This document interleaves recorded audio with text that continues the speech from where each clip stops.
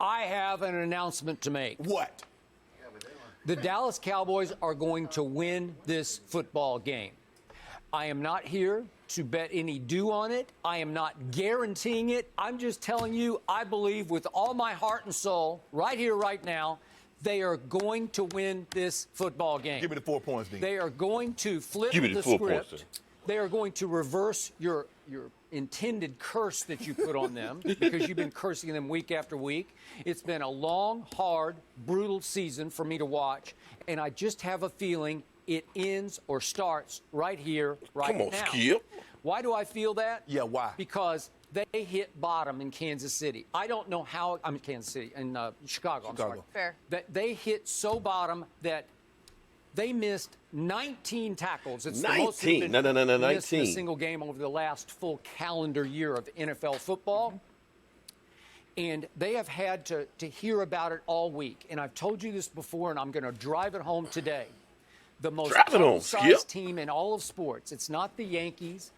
It's the Dallas Cowboys. They're the most publicized team in the world to me. I guess you could debate that with some of the big soccer franchises. But to me, it can be a double-edged sword because it can create a fat cat syndrome in which they all get overpaid and overrated, and we've seen a lot of that this year with DeMarcus Lawrence and Ezekiel Elliott. Because I know what you mean by fat cat, because it's not has anything to do with success. Because you guys hadn't been successful in a very long time. But that double-edged sword, the other side of it is it can eventually create what I call the alley cat syndrome, where all of a sudden they just get Y'all ain't got none of them. Y'all ain't got none of them. Stop it. Stop it. Stray cats. How about the stray cats? Hungry, and here they come when you least expect it. They just get sick and tired of hearing about how bad they are, especially from the Hall of Famer Shannon Sharpe. Did I lie? The leader of Did I lie? The anti-Cowboy. Am I lying, Skip?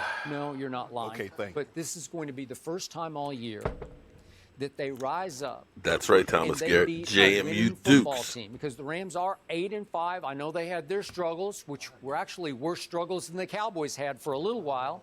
But they're 8-5. They're winners of 3 of their last 4. They're winners of 5 of their last 7.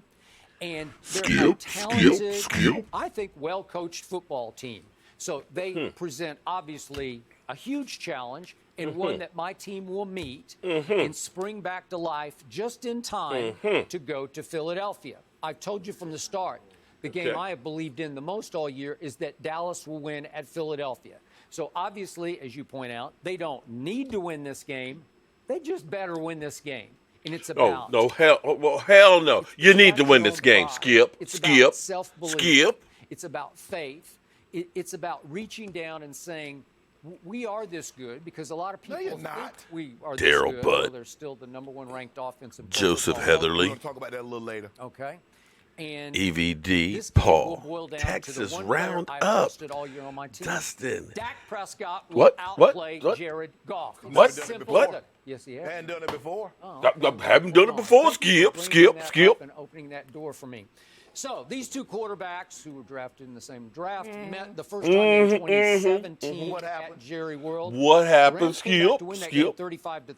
35-30, but Dak way outplayed Jared Goff because his QBR for that game was 81. Jared Goff had a 46. Dak threw 3 touchdown passes to 1 interception, but completely statistically outplayed Jared Goff. So, again, if we're talking about the head-to-head meeting, Dak outplayed him. Yeah, all kinds. Yeah, the Rams that won really is gonna 30-22. work. Was it because of Jared Goff?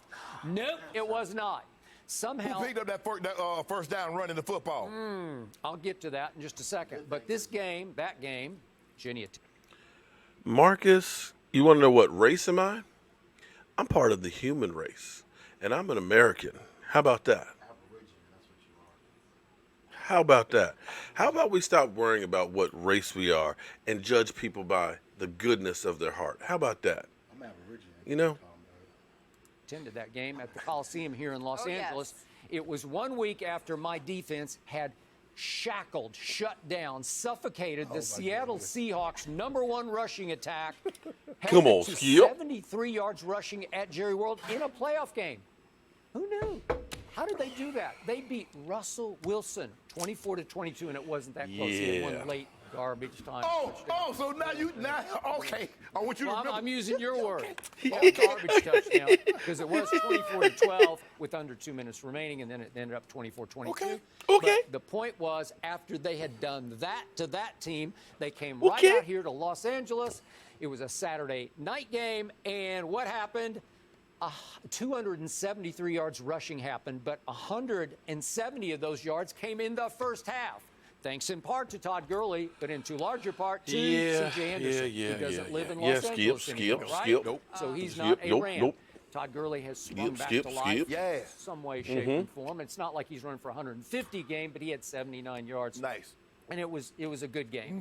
You're right. They have recommitted to the run, and I give them that. But that night they Come really on, Skip. committed Get to to the Shannon. run. Skip. 273 rush yards against the same defense that had held the number one rush attack to 73. How can you explain that? You guys don't handle prosperity well. Okay, maybe not. Yeah. I don't know. But once again, that night, my quarterback had a QBR of 84, and your quarterback Bleach in the house. Goff had a 57. So Little touchdown. Dramatically Irvin outplayed Dumb. him both times. And Texas it's about Sports to happen Roundup again, about to this have the at time of Jerry his World. life. This is what I don't understand, Skip. Okay, Skip. Okay, you know what? I love that. That's exactly. We don't understand that either. So how about we just leave it right there, Shannon? We'll leave it right there. Hello, friends. Mark Holmes here with my buddy Cowboy Joe Boo. And as always, thank you guys for watching, commenting, subscribing, and being part of the Joe Boo Sports Report. Without you guys, man, this doesn't work. Let's get open for business and let's wake up the football gods here. And before we go anywhere, let me give a thank you, a great thank you for all of the people, all 43 people who donated and helped make a dream a reality. You see Texas Sports Roundup there. He's got a wrench. Texas Sports Roundup, our thoughts and prayers are with him. Unfortunately, he has Graves' disease and is going through some hard times. And what he said in one of our streams was he always dreamed about seeing a game at AT&T. I'm hoping that also part of that was seeing the Cowboys win at AT&T. And I hope that somebody gets to the Dallas Cowboys players and lets them know they need to win one for Justin. Hey, maybe Dak Prescott might Justin is so excited. He leaves at 5 o'clock in the morning. He's already there waiting to leave. He's watching this at the station. 5:30 in the morning, he will be headed to Big D. And tomorrow, friends, he's going to be at an autograph signing via Cowboys Experience. He's going to meet Blake Jarwin. He's going to meet Michael Gallup. He's going to get his laugh on with Looney Tunes. And wait, there's more. He's also going to meet Miss Jackie, which to me, that's the highlight of it all. I mean, you can't experience the Dallas Cowboys without meeting Miss Jackie. Okay? So he's got that. Miss Jackie tells me that they're doing a whole Christmas thing at the Star at night. I don't know exactly I haven't been there. Unfortunately, I don't live in Texas, so I don't get to Dallas as much as I would like to. So he may be going to do that. Then Sunday, he's going to the game, got seats on the 40-yard line. And he's got a sideline pass. Part of his dream was to meet Dak Prescott. I did everything I could do. Okay? I could lead the horse to water, okay? I could get him on the sidelines. That's as close as I could get to him. If he meets him, it'll be divine intervention. It'll be the football gods answering the prayer. But I want to thank all of the people who made this possible, because this was, Miss Jackie and I were talking. She's like, well, you didn't do this and you didn't. I was like, it wasn't time. I wasn't ready. It's like this whole thing, the idea popped in my head. Next thing I know, we're doing a GoFundMe. Next thing I know, it's already this week for the Rams game. So I want to thank all of the people that made this possible. Miss Jackie is going to be sending me some videos. We may be doing some live streaming tomorrow when she's at Lava Cantina. And if you're in Dallas and you want to be part of this, listen, Cowboys Experience, that's my boys. Oh, no, we don't want you to call it. Don't call it. Don't call it. Don't call in. Sorry. Got to change that. But Cowboys experience at Lava Cantina.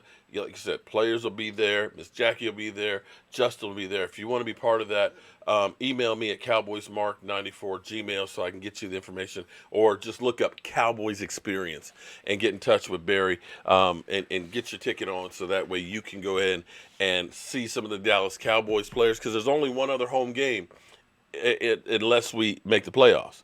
And that's not guaranteed. So he's going to be there, and hopefully he'll get to meet our quarterback. Or at least he'll get to see him. Now, Justin, I hope you got that sign made. I hope you made that sign. Hope you got that signed. Okay? All right, so let me thank everybody who donated and made this possible. Cedric Dukes, Anonymous. Andrew Gomez. I don't know why you want to be anonymous, man. Man, you did something great. I don't see somebody already. It only went up for a second. Don't call in. Damn. I suck in the trolls for rating, and then we take care of them. I don't suck them in. They just come in. But anyway, Anonymous. Jacob Beck, Anonymous. Patrick Robinson, Sal Guerrero. James Wilson. And if I mess up your name, forgive me, man. I can't read, okay? Andrew Stanley. James Barber. Kathy Tate. Ben Hawes. Q in the house. Q Child. Randall Clark. Raymond Salas Jr. Dan Reeves.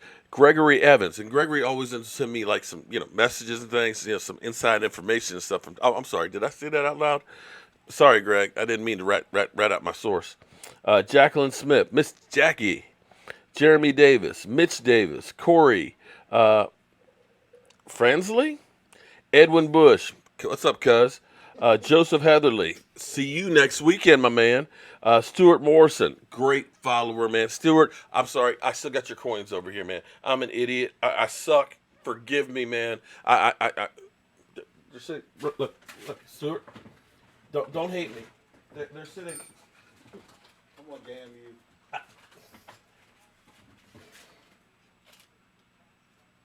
Well, that's the coin holders. Wait. They're back here. That's the other coin holders. There's two sets of them. Come on, damn you. There they are. There, Stuart. There. I have them still, Stuart. Okay. All right. Michael, make it your job to remind me to get this to Stuart, okay? Because I suck. Stephen Belzer, Stephen S., James Ward, Jason Yammer, Jacob Ellis, Anonymous, Joshua Brown, Randy Sykes, Austin Klein. Austin does a lot of skiing. Richard Rugg, he ends up tagging me a lot on Facebook. Kevin Stevens, Julian Principe, I don't know. Gabrielle Vasquez, Matt McGuire, Junebug. Okay, so everybody, thank you guys for making this a reality. I hope I can get in touch with you guys that are anonymous because I've ordered Jobu shot glasses. And I want to give each and every one of you guys one of the Jobu shot glasses so that way it's something. Central, please, you call my name too. I called your name for what? Did I? Okay, all right. It looks like we got a bunch of trolls in here because I see a lot of stuff that's being held. I don't mean to bring it. They just follow me. They just follow me. But thank everybody for all of the support and helping Justin live his dream. And I tell you what, if you are a fan of the Fireside Chat, tonight it's going to be a message to my Dallas Cowboys. I'm going to try and educate Jason Garrett just a little bit on motivating guys. Because I got to tell you, watching the highlights of when we did things good, to me, just happens to be a little bit little leaguish. I'm sorry, but it just seemed a little bit little leaguish. I want to show you guys something here. It has bugged the crap out of me for 10 years. Twan Eagles, what's up, man?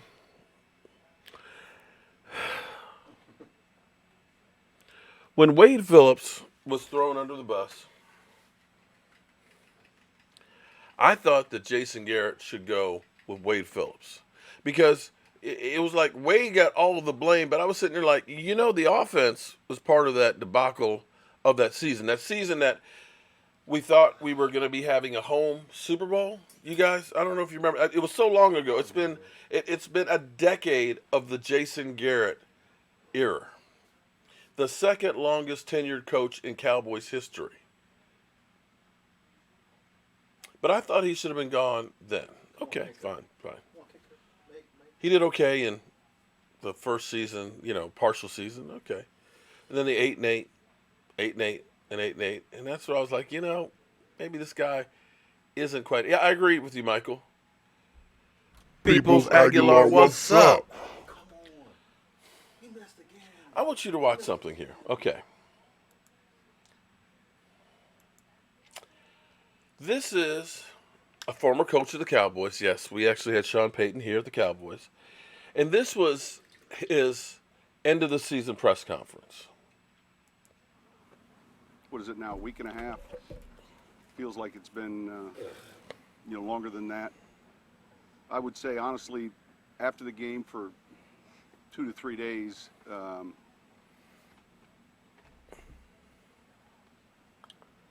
much like normal people, I probably didn't come out of my room. I ate Jenny's ice cream and watched Netflix for three straight days. There's certain vices you gravitate to. For me, it's probably sugar. Anyway, much of what we told the team, that obviously there are disappointments that you go through relative to your season, and this one, where it happened, in the postseason, and we've got to, be able to get past that, and we will. We've got good leadership on this team. And Okay. I don't know that you ever. So, you take note of Sean Payton. When their season ended, now they got hosed. Okay, we all know they got hosed on the non-pass interference call. We get that. But you see how he talks about, he's upset. Didn't want to come out of his room for 3 days and things like that. Okay, let's watch another one here. This is Pete Carroll after we beat them. And he probably feels even worse because the Cowboys beat him. Well, after having a chance to really dig in on our game, it's frustrating that, first off, it's just frustrating that we're not playing. And that's the whole thing, that the finality hits you so square in the face that, you don't get to keep going, because we were in the mode for a lot more stuff. And the game was frustrating in that we weren't able to do some things that we thought we would do going in. And not moving it as well as we wanted to, not converting on third downs, was something that we were counting on being able to do. And so that kind of got us in the game. You could see how tight the game was at field goals and 10-6s and at halftime and all of that. That was okay with me. That was the fact that it was a tight game and all that was, that's kind of what we expected. So that was no problem. We just didn't get going, and so it was frustrating. And not running the football like we liked was part of it, but really the converting on third down, which I know it's an old subject for us, but that was an issue, and you just don't get the turns to get the rhythm that you need, and so it was very limited opportunities, it felt like, and limited opportunities for us on offense, limited opportunities for Russ to get going, and I feel it and felt it during the game. Okay, so you hear Pete Carroll. He does. How does Pete Carroll seem to you after that? He look at the face. Look at the stress on his face. Look at how dejected he is, how frustrated he says he is, that you wish that you were going on. It bothers you. Because, see, I'm old school. As much as I hate the Redskins, there's a couple of quotes that I like to use from them. And one of them was one of the hated coaches that I ever knew, which was George Allen. But George Allen said something that was very proficient. He said, when you lose, a little piece of you inside dies. Nothing important, like a heart or anything like that. Maybe it's an appendix. Just a little piece of that appendix dies when you lose. It gnaws at you, it eats at you. You don't feel complete. And that's the look that I see on that face right there. That looks like a guy who feels like a failure. Like I did not do enough to succeed. We're not taking calls right now. Not taking calls right now, my man from New York, okay? You called 4 times now. I'm not taking any, okay? You understand my point? You see Sean Payton there talking about, eating ice cream and getting sugar rushes and hiding and watching Netflix. They're upset. Now, I want to show you.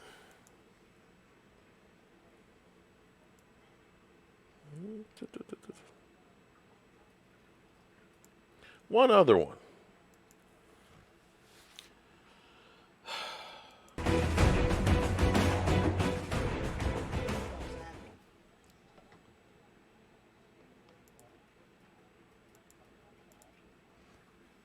Let's look at this a little closer. Do you see a smile on his face? Did you see? You just lost 2 days ago in the playoffs. You just lost in the playoffs in a game where if your defense had stopped them, maybe your offense would have scored because that's what they usually did. But watch a little more. I think he just happened to have a job. Look at it. Do you guys see? Do you see this? Do you see this? You just lost to the damn Rams in the playoffs. Your season is over. And you're happy? Excuse me for yelling. It's Christmas stole Christmas. I mean, seriously. I don't know that I looked that happy at Christmas. Ever. You just lost in the playoffs. If that's not a little league freaking coach right there, you just lost in the playoffs. New York City, I'm not taking calls. Look at that. Look at that. How we doing, guys? How you doing, guys? Look at that. He looks like he just became prom king. Look. Thank you. Thank you so much. Look at. Am I wrong? Am I wrong? Seriously. If he's not upset about not going on, why would the players be? Look at that. Look. The whole time he's been out here. I won a playoff game. The Cowboys, we took a step forward. I still have a job. Look. Where do you stand at the moment? Look. As far as the evaluation of your staff and that process, and can you say that Scott and Rod will both be back in the same capacity? Yeah, everything, it's still pretty immediate right now. I want to listen. I just want you guys to listen for a few minutes. The order of business, over the last 2 days, I've been in player interviews. We've probably interviewed 65 or so of our players, and that's really been our focus. We're going to have our first real staff meeting here when I get done with the press conference, and we'll talk about all of that staff stuff. So we haven't had any substantive conversations in regards to our staff at all. There are some guys who are out of contracts. We'll have to address those situations. And one of the things that we always talk about is the makeup of the staff. A lot of the decisions impact the other decisions that you make. So we haven't had any conversations about any of that stuff up to this point. Feel really good about the job the staff did this year. And we had a young football team, and I thought they responded well to our guys coaching them, the individual position coaches, our coordinators, the environment that was created to help this team grow. And we'll go back and evaluate our whole team and every part of it. We obviously have to get better. We have to build on some of the good stuff we did. We have to address some of the issues that we have. That applies to players, that applies to coaches, that applies to everybody in the organization. Yeah. With all due respect, this is different than what you said this morning on the radio. Did something change in between? Because this morning you said that you anticipate everybody coming back, including Scott. Yeah, again, we haven't had any substantive conversation. Scott did an excellent job for us. Scott did an excellent I don't job. know how I answered that question. Scott did an excellent Nothing has job, y'all. changed. Again, I was in and around player meetings. Feel very good about what Scott Linehan did for us. He doubled. Did he double down about what Scott Linehan did? Did he double down? Did he double down? I think he doubled down on Scott Linehan's job, didn't he? Very good about what Rod Marinelli and Chris Richard have done, and Keith O'Quinn, and everybody on our staff. He We'll said have he's feeling conversations with good. everybody I feel as we go good through the next few today. days. And we'll make a lot of decisions to put the staffs together and put our team together as we go. He feel good. Jason, do you have final authority on who is and is not on your staff? Like with everything, they're all collaborative Oh, here it is. decisions. I do not own the team. Jerry Jones owns the team. So ultimately, he has final say over everything that we do here. But I do believe our relationship is very collaborative. I have a tremendous amount of faith and trust in him, and I think hopefully he has the same for me. And we talk about all the decisions we make, any player, any coach, and we come to conclusions that we both feel good about. And we'll certainly do that with every decision we make this offseason like we've done over the last number of years. Have you or your representative had any? In that regard, Jason, you think your voice is Okay, we've heard enough of Jason Garrett. So there was a point to this.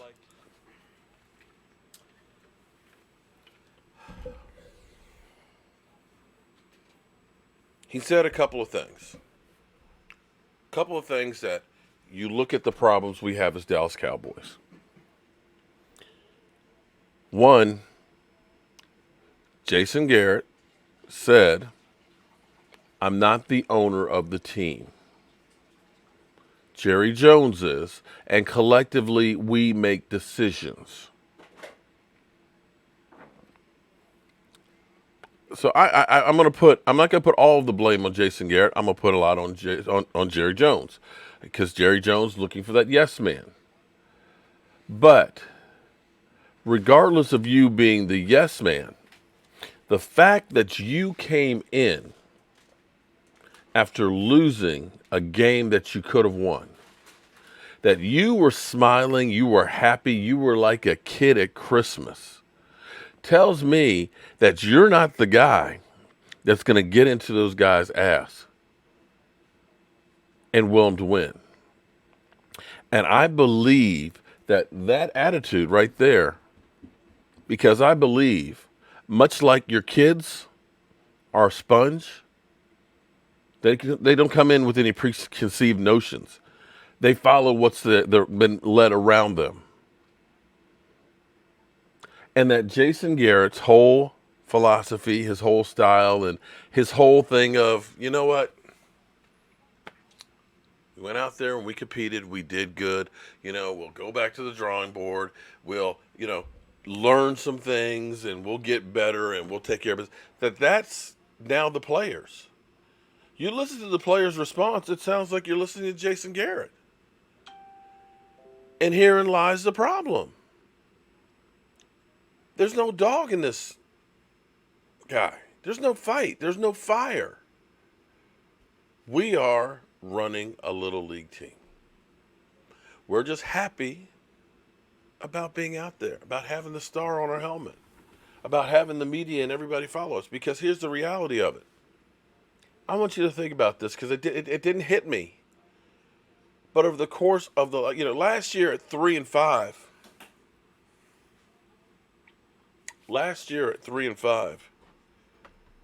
we were going crazy. We said, it's done. It's over with. This team sucks. Fire everybody. Over the last 10 games, understand this, we're 3-7. It's been a month since we won, and that was against the Detroit Lions without Matthew Stafford. And after going 3-7, last week we practiced outside 3 days in a row. First time ever. We practice outside to try and get ready for the elements. This week, we're watching tapes of when we were good. Why now? Why weren't you thinking about, after one loss, how we get out of this? I get it. Jerry Jones is the be-all, end-all. He's got the final say on the roster. Yeah. But I don't believe that Jerry Jones is down there calling the plays anymore. I see Jerry Jones up in the booth. We all see Jerry Jones up in the booth now, hands over face. Unless he's got a miniature microphone between his fingers, I don't think he's calling the plays. He may say, hey, Jason Garrett, we paid Zeke Elliott a lot of money. I want to see him run the ball. Hey, you know what? I love the deep pass. Okay, he might be saying some of that you need to run some of it, but I don't think he's calling every individual play out there. And when you give me this, when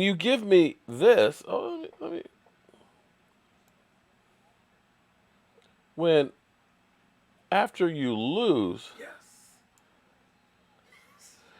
after you lose in the playoffs, you look like that? You're smiling?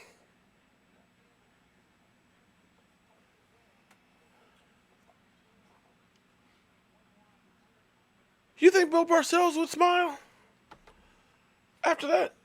You think you think that Jimmy Johnson would smile and be happy about that? Who was there when Jimmy Johnson was there?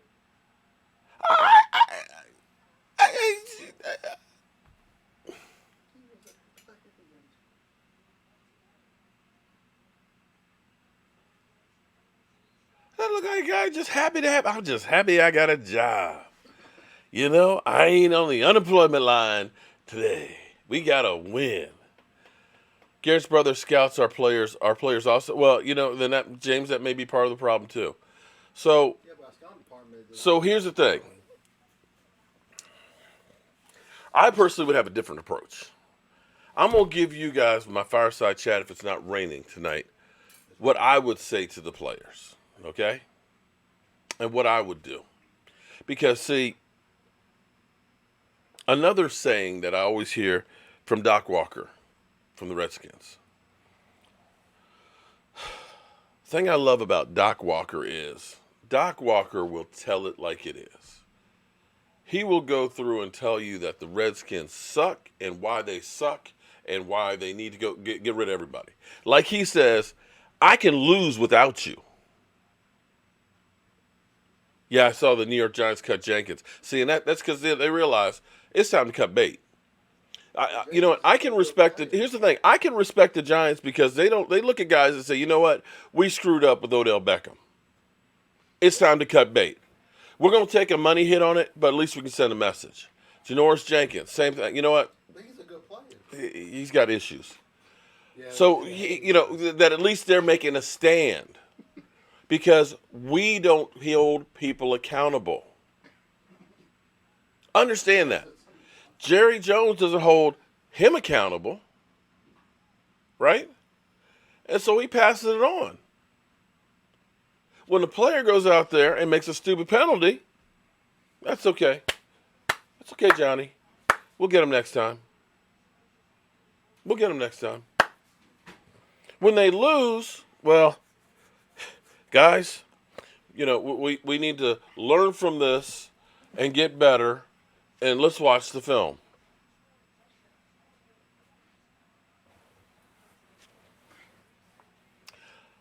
James Nooks, here's the thing. I think I agree with you 100%.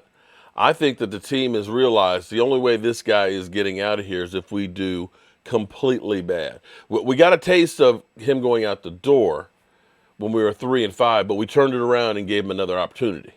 See, every time that it's gone bad, the team comes back around and saves his ass. I'm tired of saving his ass. And at this point, you know what? I don't know who the right choice is, but just not having to look at Jason Garrett and listen to these same press conferences and seeing this face after I lose,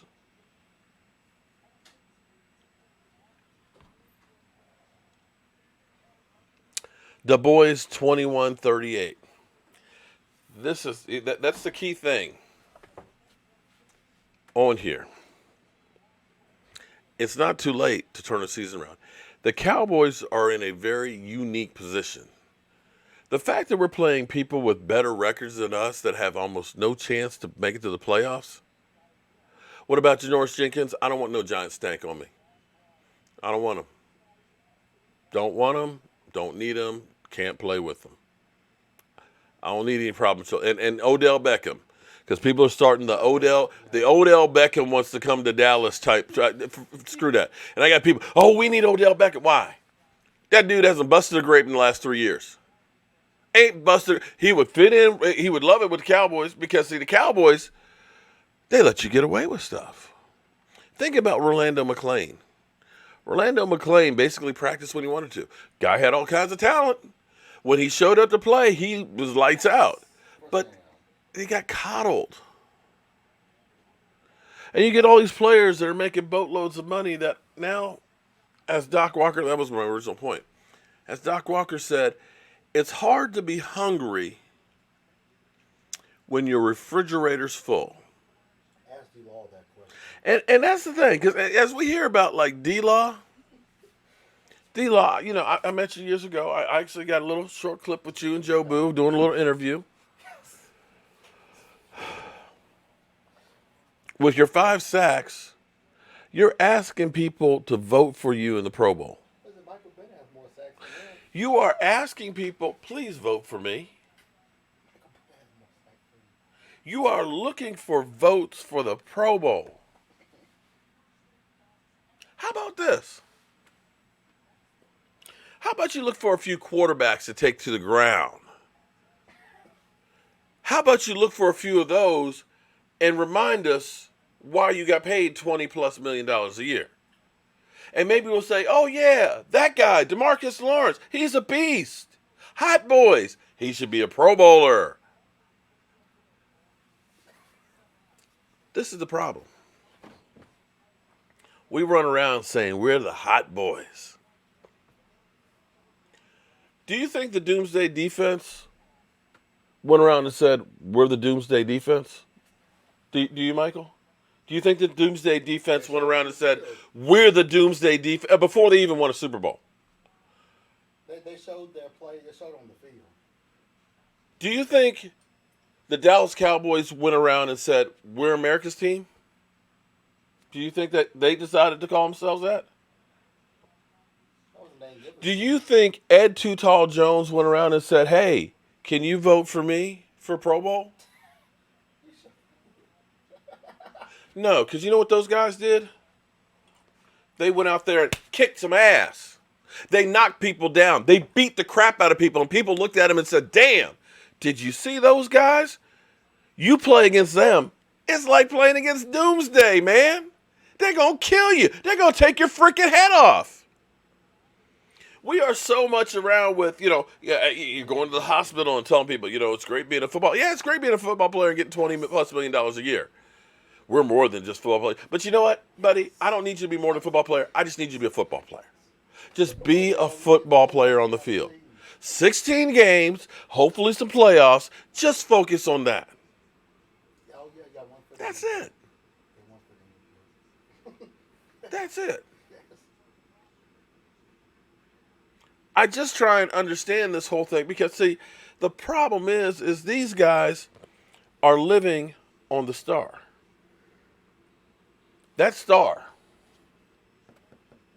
that was earned by the Roger Staubachs, the Ed Too Tall Jones, the Bob Lillies, the Emmitt Smiths, the Tony Dorsetts, the Drew Pearsons, the Larry Allens, those guys that did everything out there to make this America's team. And you guys are living off the fruits of their labor and not earning shit. You guys are a disgrace to that star. And think that because you play for the Cowboys that you're entitled to just show up for a game and win. You're not. And that's why just like the spoiled rich kids, you get your ass kicked every week. Because you don't go out there and earn shit. Everything is handed to you because you're a Cowboy. And then you get this guy up here who's just happy to have a job. Look at that. You just lost. You just freaking lost in the playoffs. You have let down the biggest fan base that's out there. People who don't have the means that you guys do, don't have the money that you have, but still give everything we got. We are there living it. I'm here 3, 4, 10 times a day talking about your team. And this is what you're going to give me after you lose? Come on, man. So at this point, we need change just for change's sake. I don't care. You know, I'll be happy. Actually, I'll take a Little League coach over Jason Garrett. At least I know that he's a Little League coach. And I don't know. You think about Urban Meyer. You think about Lincoln Riley. Lincoln Coleman will probably be at the tailgate tomorrow there too. FYI, talk to Lincoln. He'll have you laughing. Jose, thank you very much for the super chat. What's up, Mark Holmes? Did you see the YouTube today? Ty Gurley said, "Don't worry about the Dallas Cowboys. We'll be playing in January." Ooh, see, and that's one I didn't see that. I've been on the road, but I wouldn't be surprised because everybody knows you can punk the Cowboys. You can punk the Cowboys. Gurley is the one who got out there and basically showed everybody how to beat the Cowboys. You punch them in the mouth, run up the gut, and you can run on them. This team has a lot of issues. But with that being said, it's not a lack of having talent out there. You have to get these guys to want to play and play together as a team. That's the bottom line. You can look at the Cleveland Browns and say, on paper, they got a lot of talent. But they can't put it together as a team. You can look at other teams that don't have as much talent. I butchered what quote? Which quote? Well, okay, hey, it's Mark speak now. James Conner, Mark, we've been linked for 25 years. I hate it too, man. I hate it too. But see, you see lesser teams that come out and beat you. It's not because they're better than you. It's because they play as a team. I won't look at New England's team, and you can't across the board say New England's got head and shoulders above everybody else's talent.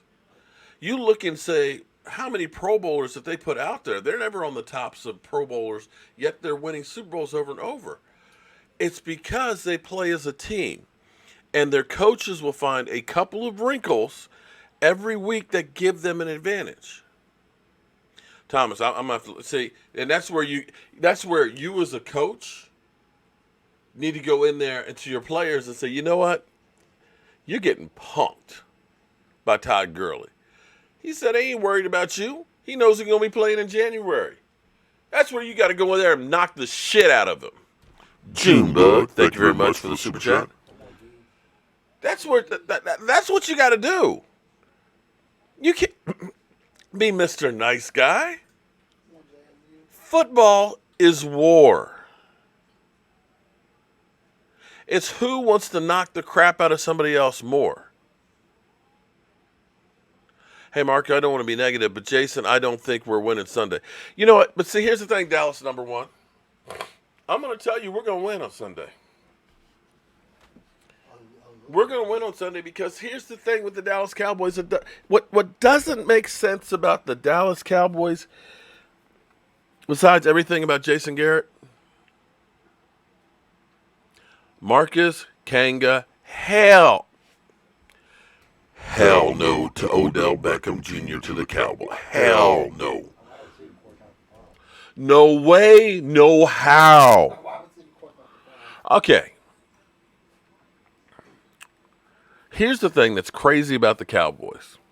Whenever the Cowboys are expected to do something, whenever you watch pregame, and you see everybody pick the Dallas Cowboys, you know what's going to happen, right? Cowboys are going to lose. It's just the way it is. Whenever the Cowboys are expected to do something, they lose. Think about last year, 3-5.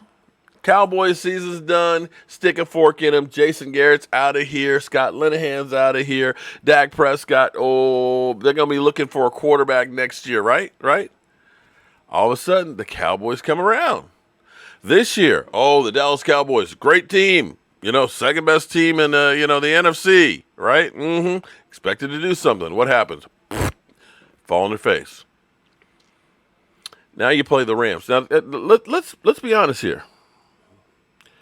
The Rams ain't exactly raising hell. They got a better record than us, 8-5. But Gurley, they've been holding back because his knees have arthritis in it. Last week was the first week that they really kind of carried him close. He has yet to have a 100-yard week thus far this year.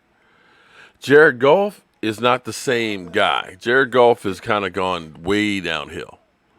Is that 2 point? And regardless, what's the score? I think there's got a safety. Okay. 0-10. Okay. JMU still winning 10-0. The game's almost over, so JMU's probably. So, and their defense is giving up some points. But I think that this will be the one that the Cowboys win. Oh, I'm sorry, Joseph. I'm sorry. I forgive me for using the F word. Okay. I just get when I see this. Okay, okay, Joseph. Look at that face. Look at that face, Joseph. Doesn't that make you want to say the F word when you realize that that's our coach after a loss? But apparently, I'm not the only one. Let's get that off. I got to get that off of here. I just have to get that off of here.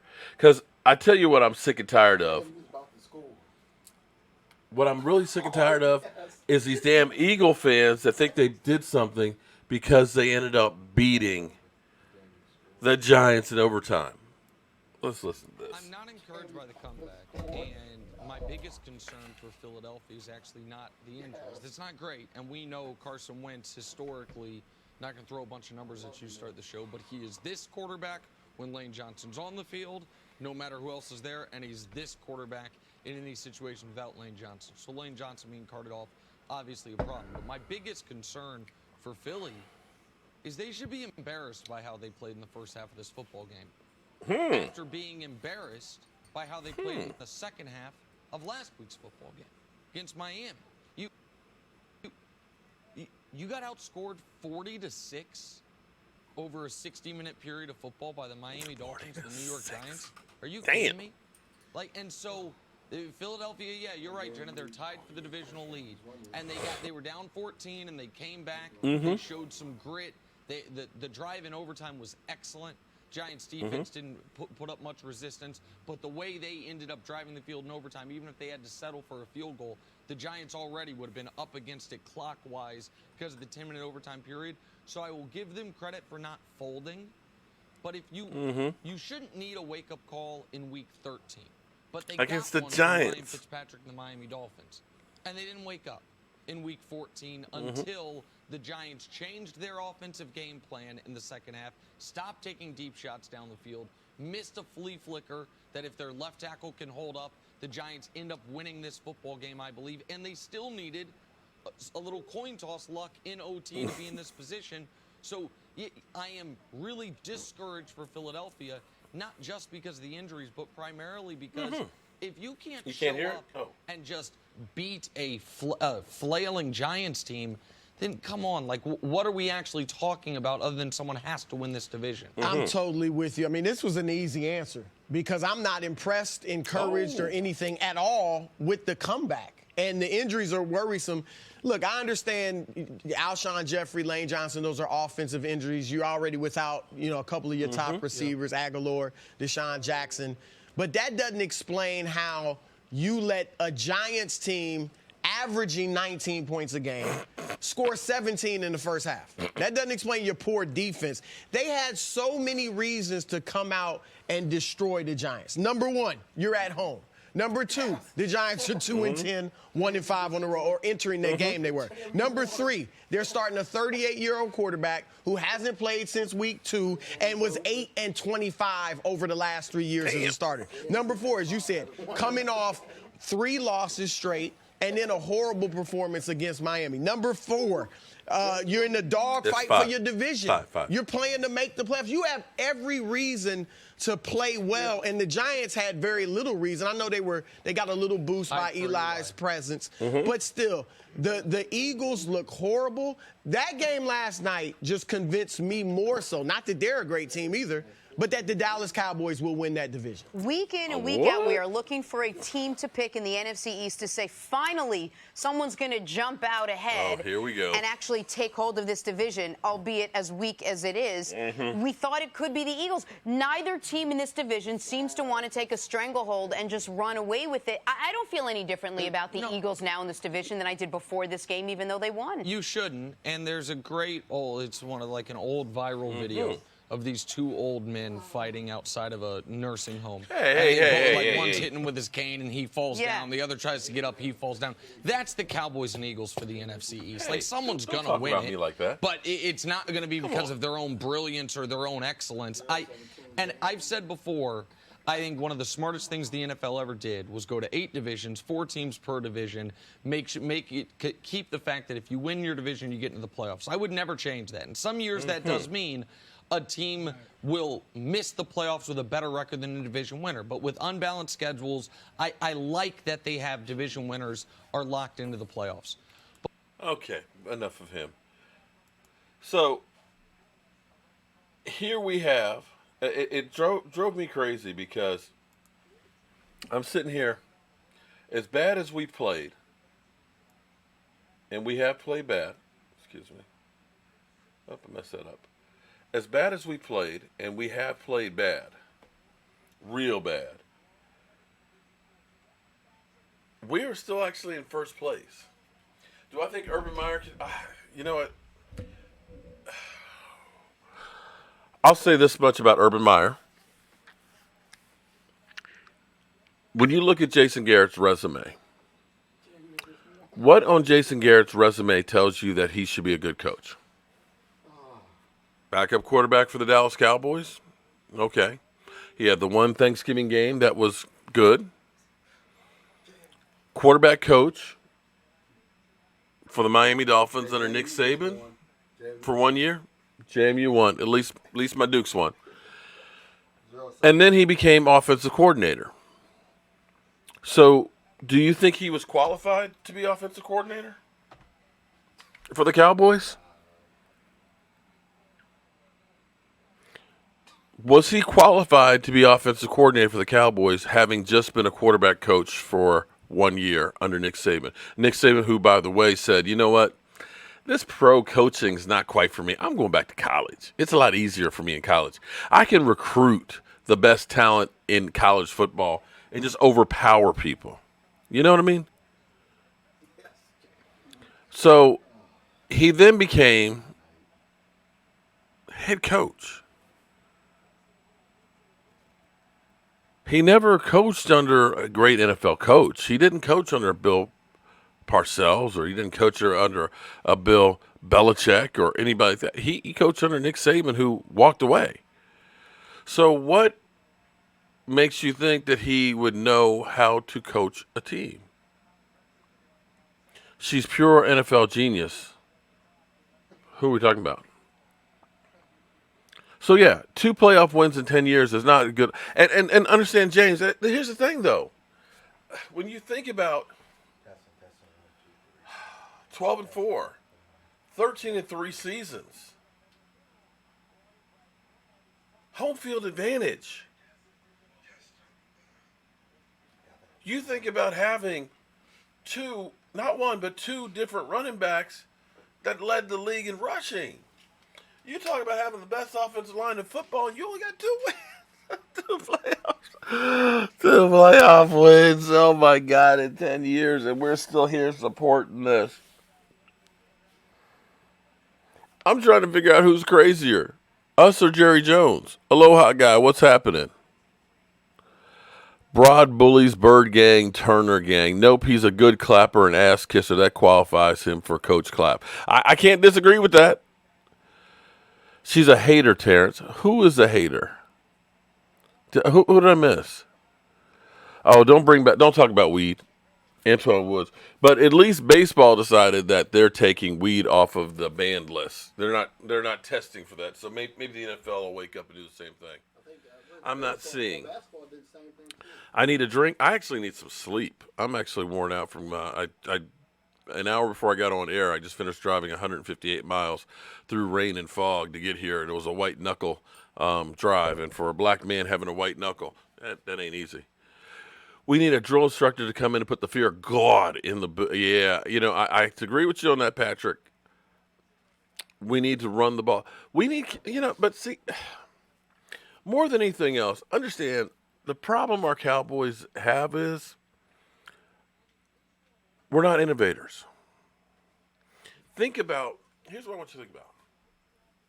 Tom Landry won because he went to small black schools and found players that nobody else was getting. Mac, thank you very much for that super chat. I appreciate that. He started using a computer. First guy to use a computer. He used a computer to help put in the statistics of college players to help them determine who to get. He used a computer to use statistics to help figure out what plays would work better against others according to down and distance. Our current coach, he doesn't believe in in-game analytics. Nah, don't need them. He came up with innovations. Shotgun, that everybody uses, of course, now. The flex defense, different defense than what people were using. Taking the tackle, bringing him off so that way he can see what's going on more. And taking, who was originally a linebacker, Randy White, and realizing he might be a better defensive tackle. He innovated and came up with something different, and people had to catch up. Joe Gibbs, who came from Air Coryell. They didn't run the football. They started throwing to the tight. First team to really throw to the tight end. And they literally were like Peyton Manning before Peyton Manning was. That's why they called him Air Coryell.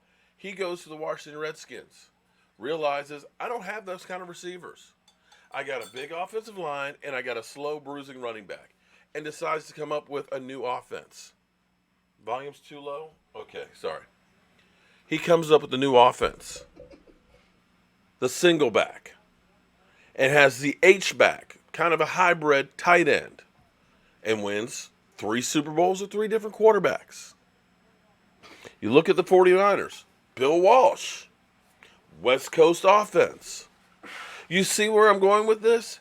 You look at teams that end up becoming successful, they innovated, they came up with something different that other teams didn't use.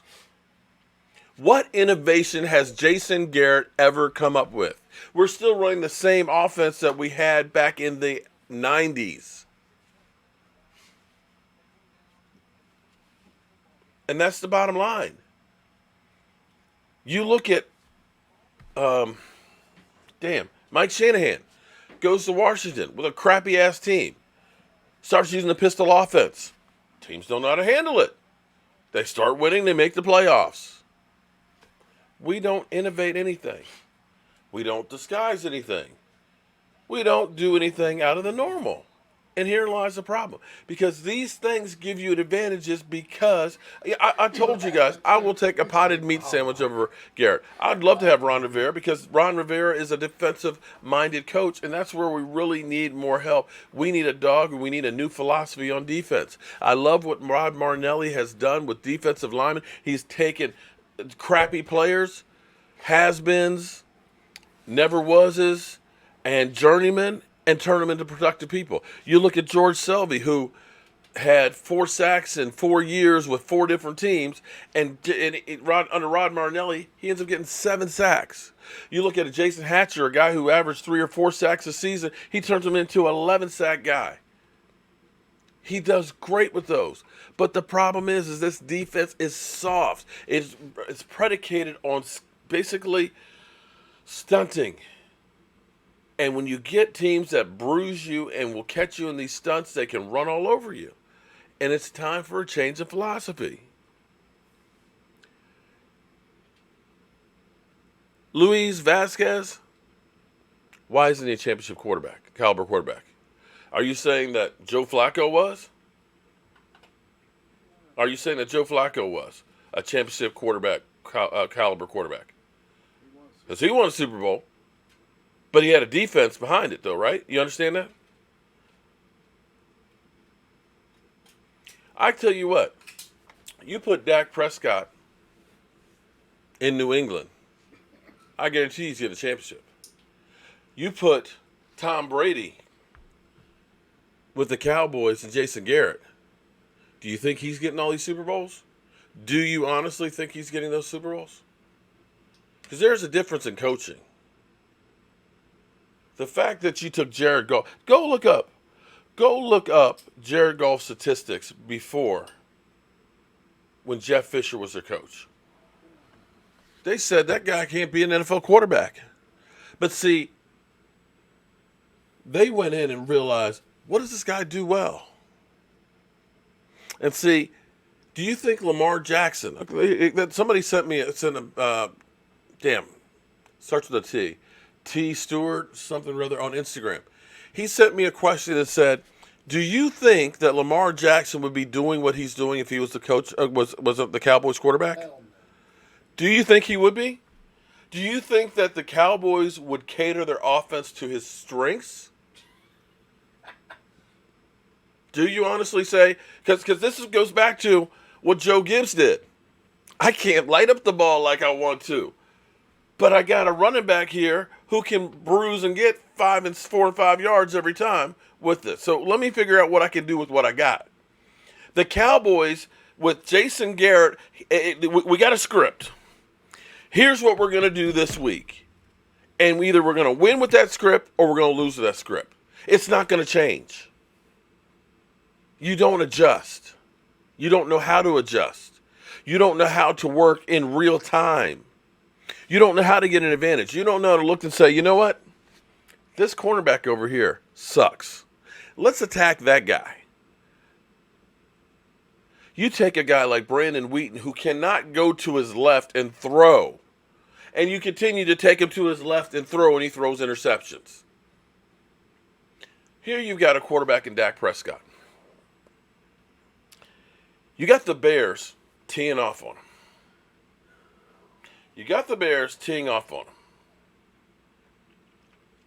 You're still using slow developing plays. Deeper routes that take longer to go. When you have a defense that's on your quarterback, that means what you do is, if they're blitzing, you want to throw where the blitzer's coming from, because there's not going to be anybody there. That's where the screenplay will work. If you can running first down every time up the middle where they know, do not let them stop there. That's the point of attack. Every time, and it's second and long. And you keep having to try and get your quarterback throwing down the field. You're not balanced. You're not using the weapons that are there. You're not using a change of pace like a Tony Pollard. You're not doing any end arounds that keep people guessing. So if they're over pursuing, then you get eat up, which slows down those rushes. There's things that you can do to counter what they're doing against you, but we don't do any of them. Joshua Johnson, they're going to have to franchise tag him, which will give him enough time till basically July 15th to get a long-term deal done. You don't really want to go through and have him on a franchise tag for a couple of reasons. One, that's a hard number. That means you can't spread it out. Two, you kind of piss the guy off and you'll make him want to leave, like Kirk Cousins. But then again, if you're Dak, you might look at it and say, you know what? Let me take the franchise tag, and sooner or later, I can get off of this boat. I can get some cash now. I'll take $30 million right now for another year. I'll keep doing all the commercials. I'm not taking risks. I'm not running the football. And when the next year it goes up to about 38, 39 million, hey, no problem. I'll take that too. But eventually, I can get off the train. I can go play somebody else. I can pick where I want to play. So that's where I think, we keep hearing about the Cowboys trying to sign him, and that Dak Prescott, he's playing hardball. He might be playing hardball.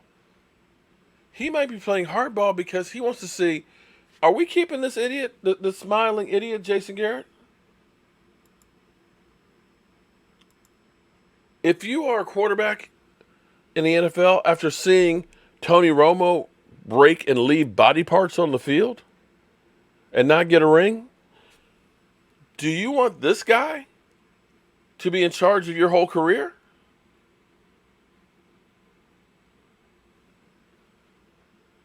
I don't know if I'm an NFL player and my goal is to be a legend, to get me a ring, so I always have that. They can't take that away from me.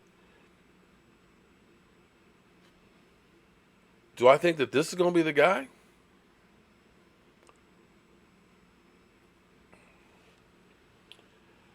But Jake, that doesn't always transfer to into the pros. Understand? Here's the difference, Jake. And here's the thing. And I'm not saying that he can't. He may be the best one out there. I mean, nobody knows. Nobody knew if Jimmy Johnson was going to or not. Although I think he had the perfect storm because of the Herschel Walker trade. Ended up making all the difference in the world because they were able to get a lot of dogs with those draft picks. Not only, don't get me wrong, the Redskins actually got New Orleans' complete draft for damn. Why can't I think of his name? Damn. Mike Dick had traded his whole draft to the Washington Redskins so that they could get I know who you're talking about too, because they have Williams. What is his first names? Oh my God. But he liked to get high. he basically would have been the highest paid player in the draft too. And the Redskins did absolutely nothing with the whole draft. Marcus Kunga, there is nothing about Dak Prescott that reminds you of Tim Tebow. Tim Tebow could not throw the ball downfield. Come on, man. Oh my God. Hold on. Just why?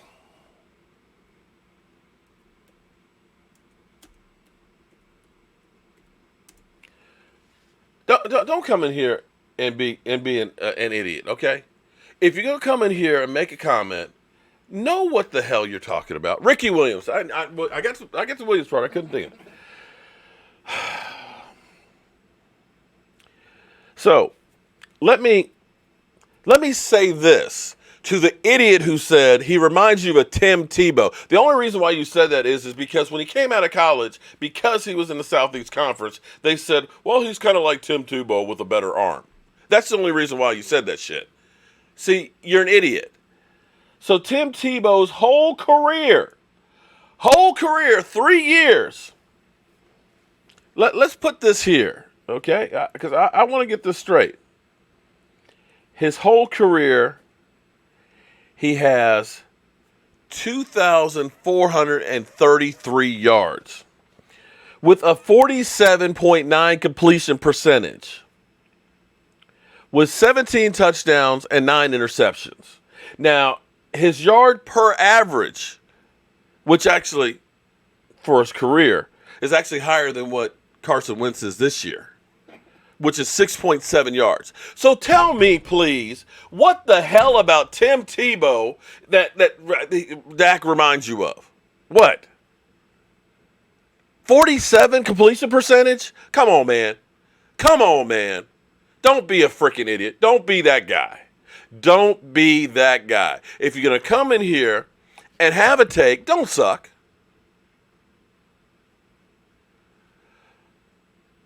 Jerry's Alzheimer's. Jerry will keep Jason Garrett as head coach. Oh, the unatuber. Don't say that. He was right. Okay, look at those numbers, and you got to understand that he was lucky as could be. It might have been divine intervention on that, and he had a great defense, and he probably didn't have a special team unit that was last, and I mean last in the NFL.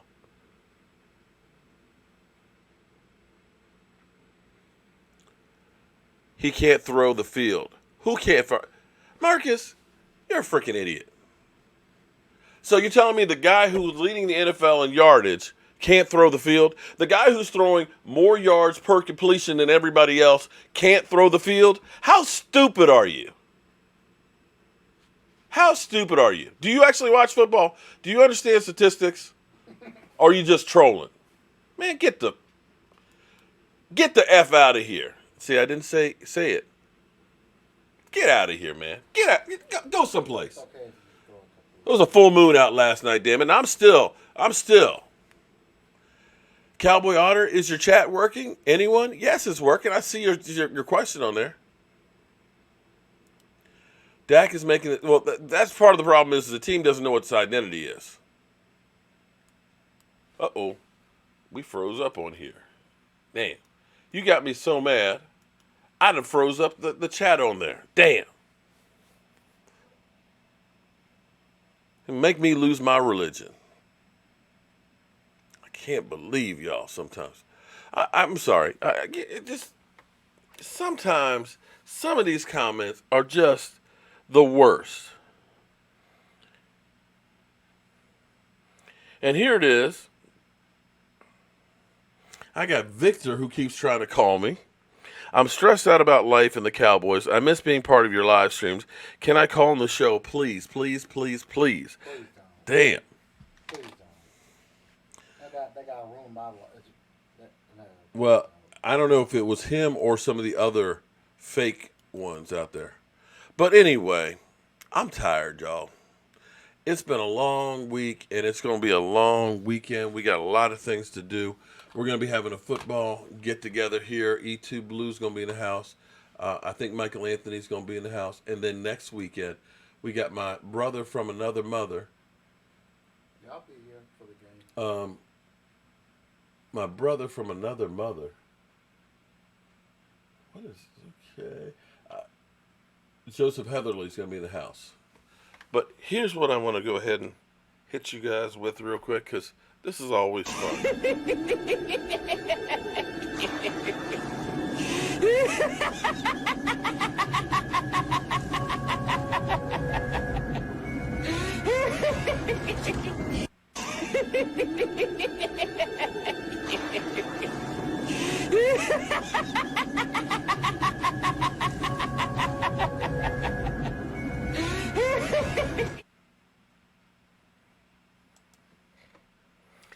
Now that always makes me feel a little bit better.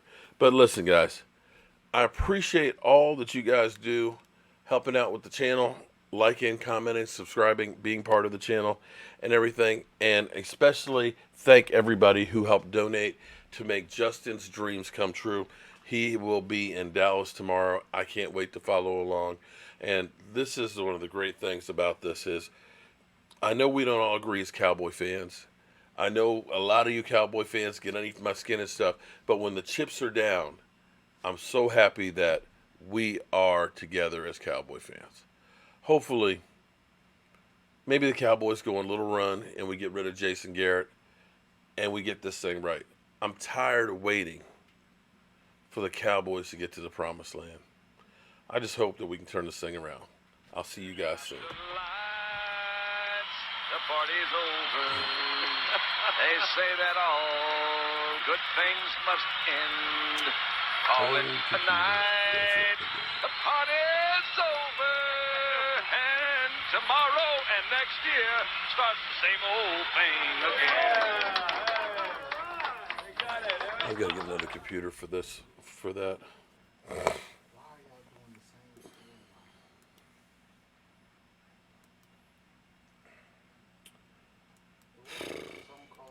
I have got to replace this other computer. Why does it keep freezing on me? Oh, I hate it. Damn. It locked up again. What was the final score at JMU? Are you ready to record? What was it, 0-17? Because JMU, it was all defensive game. But JMU tackled the quarterback on the 1 yard line, then they just ran it in there on the 1 yard line. Hey, that's my boys. JMU But, Dukes. man, Don't mess. The thing is, though, it was all a defensive game. It was all the defense on both sides. All right, they're down to the Final Four. The house that Charles Haley built, man. Made one of those compact saws. I can't believe they got 9 players in the NFL. Look it up on the list. I mean, They're actually playing right now. that's what I mean. They're playing right now. That's what I'm saying. I mean, we all knew that Charles was great, but we didn't think about pro football players and stuff like he was going to be. And when he got drafted by San Francisco in the 4th round, it was incredible. And your kicker. Oh, we don't talk about him. Yeah, but at least he made it to the NFL. That's more than what most people can say. We don't talk about it. But Gary Clark was another one too. Gary Clark, he was a beast with the Redskins. I didn't know y'all had 3 players. Gary Clark? I don't know anything about Gary Clark. He actually was drafted by the Jacksonville USFL team. He played there first, and then the Redskins brought him in. Where is it? Their league. God, why can't I remember our kicker's name? Damn. What was his name? I can't remember shit anymore, Mike. I don't know what's wrong with me. Because of what? Probably all those hits that you taking in football. God, why can't it's not Mickey Stennett was our punter. He kicked for Buffalo. God, and he missed the field goal. And what's crazy is, had he made that field goal, Buffalo might have been a different team had they won that first Super Bowl. Their division would have been the first division in NFL history to have every team have a Super Bowl. This damn computer is not. They would have. Because in the early 2000s. The computer will not frickin' restart. Not to hold the button. What the hell? Damn. See, there's so much I want to do with this stuff, and I just there's more equipment I need to get. Now, DeWalt finally came out with a compact, Sawzall, their version of compact. Well, I want to get one. Because that would be good for doing electrical work. You have to cut something small. Let's see if we can get it. What are you doing here? I saw, because they reviewed it on the construction channel like to watch. God, Justin's going to have a ball tomorrow, man. Especially if that Dak Prescott thing comes through. Well, we'll have to wait and see. That's going to be one of those things that it's probably going to go by. I mean, Dak's got his finger taped up and all that. So, well, you never know. You have the opportunity to meet him. That's more than most. If nothing else, he'll be on the sidelines, and he'll be. Well, you remember how close we were when we were on the sidelines. I mean, but remember when Dak was there? There was a kid that he was meeting with and stuff. I saw that too. I'm sure if his uncle will probably try to work something out. Yeah, we'll see. I hope so. I hope he has fun. I don't think he's going to sleep tonight. He ended up texting me this morning. He's like 23 hours to go, and that's what life is all about, man. Is trying to do good for others. I can't wait till next week when Joseph's here. That's going to be fun. I hope the plaque is done in time. And I hope mine's done soon too. But mine's probably because of the holiday, which that's cool. I'm in no rush to get it because I don't know where to put it when it's finished. I'm definitely gonna get one of those if I see it at Home Depot. All right, let's see if this thing finally starts back up. Because the wall finally made one of the two that I really want. Another one I want to get. What is? I think he said. I think they said. Well, hello, friends. Mark Holmes. Actually, hold on.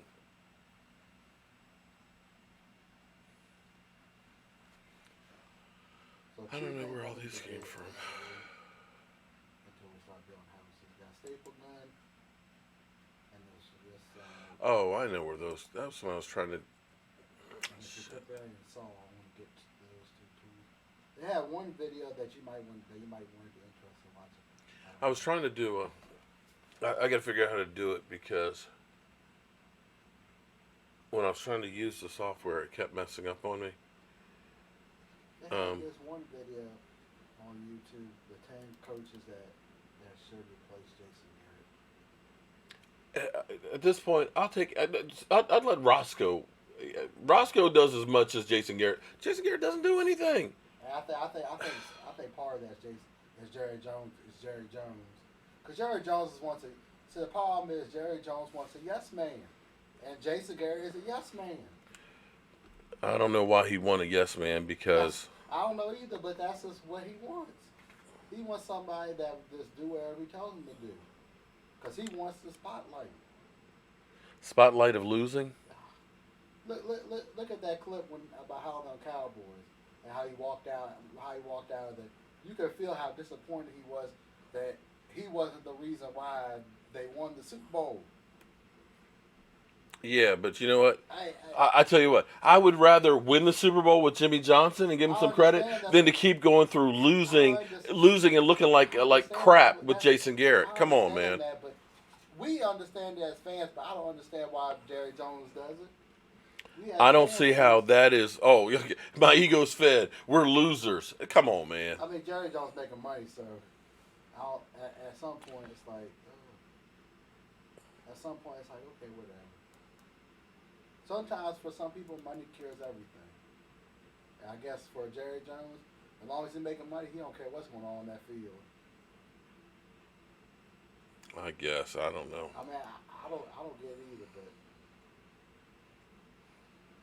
that's just how it is. I don't know how he can have the best of everything.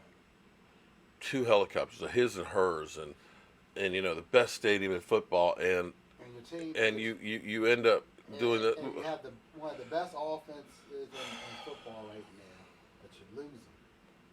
I get to, it hurts though, man. I mean, you want to believe that this is going to be the year, It hurts that we have all the stats, but we're losers.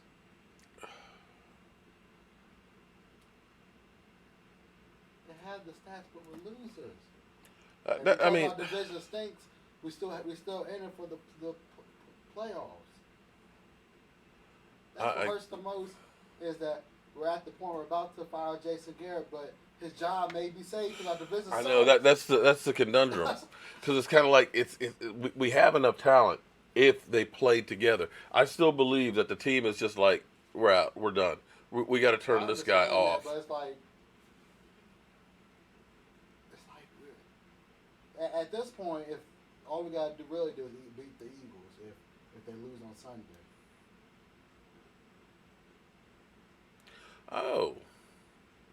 Which they're probably not going to lose to the Eagles. Oh. They're probably not going to lose to the Redskins.